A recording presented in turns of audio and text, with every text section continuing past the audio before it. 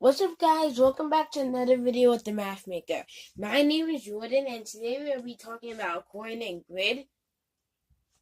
You can also call it a coordinate plane, but I thought this would just be shorter for this lesson. A coordinate grid or plane is whenever you have a small graph like this, when it's in an L shape, and then you have dots representing where numbers are. So this would be a regular plane. It wouldn't be the whole thing, but it would be some of it. So then this, I wanted to write down the numbers because sometimes it's 2, 3, and then it skips numbers, but it would do it in an even way. So it would be like 2, you have 1 right here, 2, 4, 6, 8, 10, 12, and then it would keep on going. It could be 1, 2, 3, 4, 5, 6, 7, whatever numbers you have on there. But then after having a plane or grid, then you usually have to do math problems with it, like reflections, or what shape would you make, or how to find the area or perimeter of it. So then this would be 1, 2, 3, 4, 5, 6, 7, 8, 9, 10, 11, 12.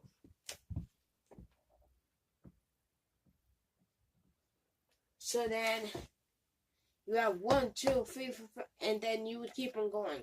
Usually you would use grid paper on this. Grid paper kind of looks like this.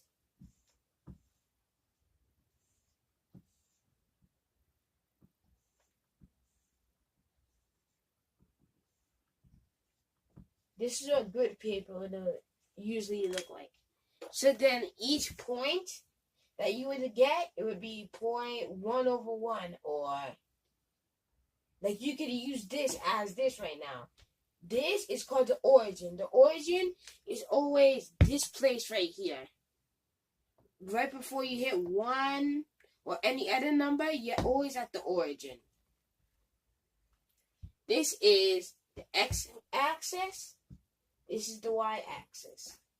The x-axis is the first row numbers. It's the row of numbers that is going to the right. It's always the bottom pair. You always have to find what the bottom is. So then if you get something like,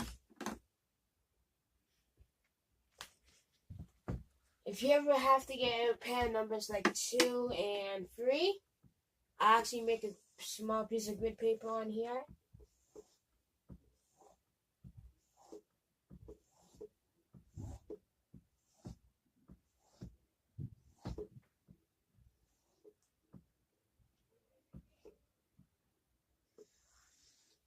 After you make a grid paper, it will make more sense, because then on every piece, on every point, you might get a point to put on there.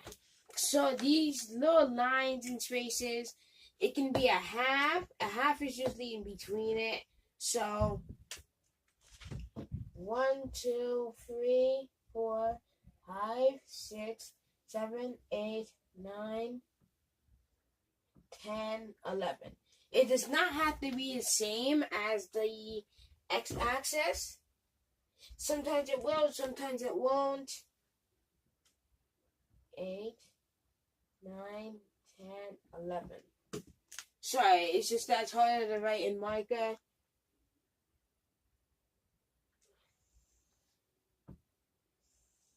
So then let's say you got this 2 and then 3. 2 is always x. So the first number is always x. That's what you're going to do first. And the x-axis is always the bottom line. When I mean it's the bottom line, I mean it's the base. It's where you would have it. You also have, when you have the whole grid, then you have this is all positive, this is all negative, this is negative and positive, this is negative and positive. This whole line right here is your x-axis. And whatever your number is the first number. That's always what you're going to go figure out for your x-axis. But I'll be doing that problem tomorrow. I don't want to confuse you guys today about it. So then let's say you get, so then this is your x-axis, and then you have your y-axis. Always remember this, x comes before y. So then you would do your x first, and then you do your y first. So then you have x is 2, y is 3. You go over 2 places, so don't count 0, 1, 2, and then you would go up 3 spaces on the line. Exactly where the 2 is, 1, 2. Wherever I put that line would be exactly where the 2 is. Then go up 3, 1, 2, 3. Your dot would be right there. Another one would be 4 and 7. X, Y.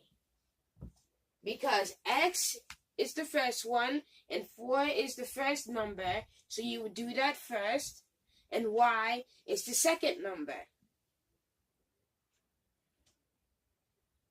So then you do 1, 2, 3, 4, go over 4. Then you do 1, 2, 3, 4, 5, 6, 7.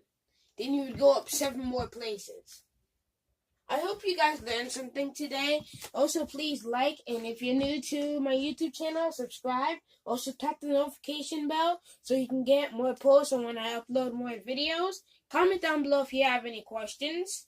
And also comment down below if you want me to do a certain math video. Thank you for watching and have a wonderful day. What's up, guys? Welcome back to another video with the Math Maker. My name is Jordan, and today we'll be talking about coordinate grid. You can also call it a coordinate plane, but I thought this would just be shorter for this lesson. A coordinate grid or plane is whenever you have a small graph like this, when it's in an L shape, and then you have dots representing where numbers are. So this would be a regular plane. It wouldn't be the whole thing, but it would be some of it. So then this, I wanted to write down the numbers because sometimes it's 2, 3, and then it skips numbers, but it would do it in an even way. So it would be like 2, you have 1 right here, 2, 4, 6, 8, 10, 12, and then it would keep on going. It could be 1, 2, 3, 4, 5, 6, 7, whatever numbers you have on there. But then after having a plane or grid, then you usually have to do math problems with it, like reflections, or what shape would you make, or how to find the area or perimeter of it. So then this would be 1, 2, 3, 4, 5, 6, 7, 8, 9, 10, 11, 12.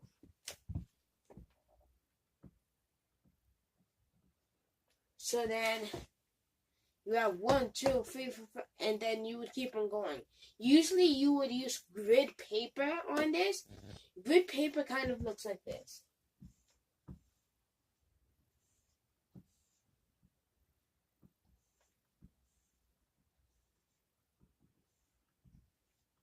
This is what grid paper would usually look like.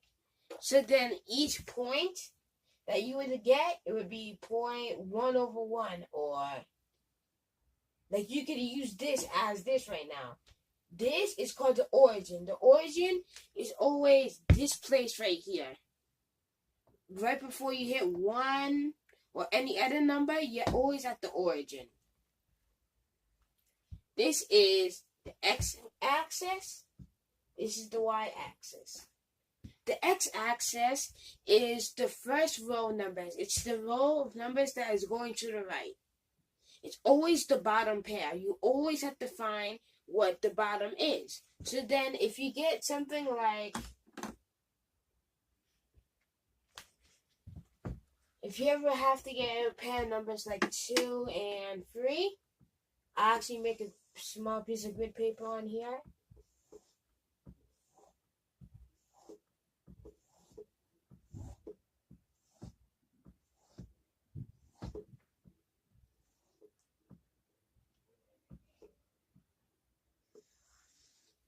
after you make your grid paper, it will make more sense, because then on every point, you might get a point to put on there.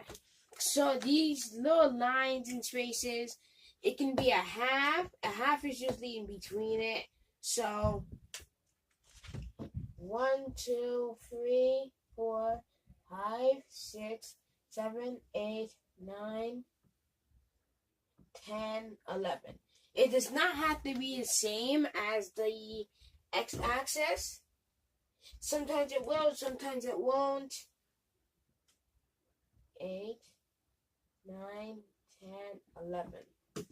Sorry, it's just that it's harder to write in marker.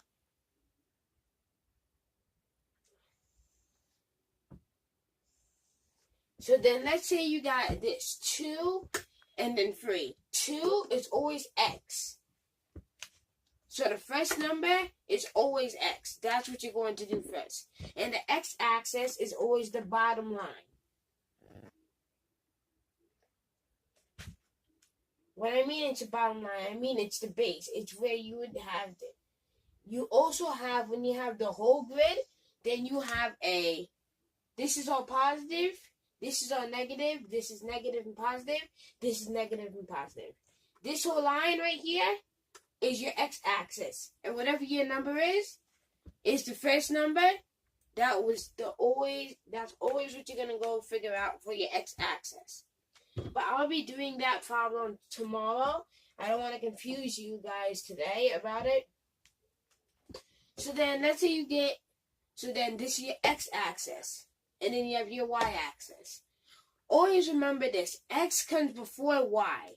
So then you would do your x first, and then you do your y first. So then you have x is 2. Y is 3.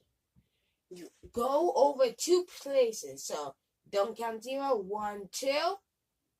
And then you would go up 3 spaces on the line. Exactly where the 2 is, 1, 2. Wherever I put that line would be exactly where the 2 is. Then go up 3.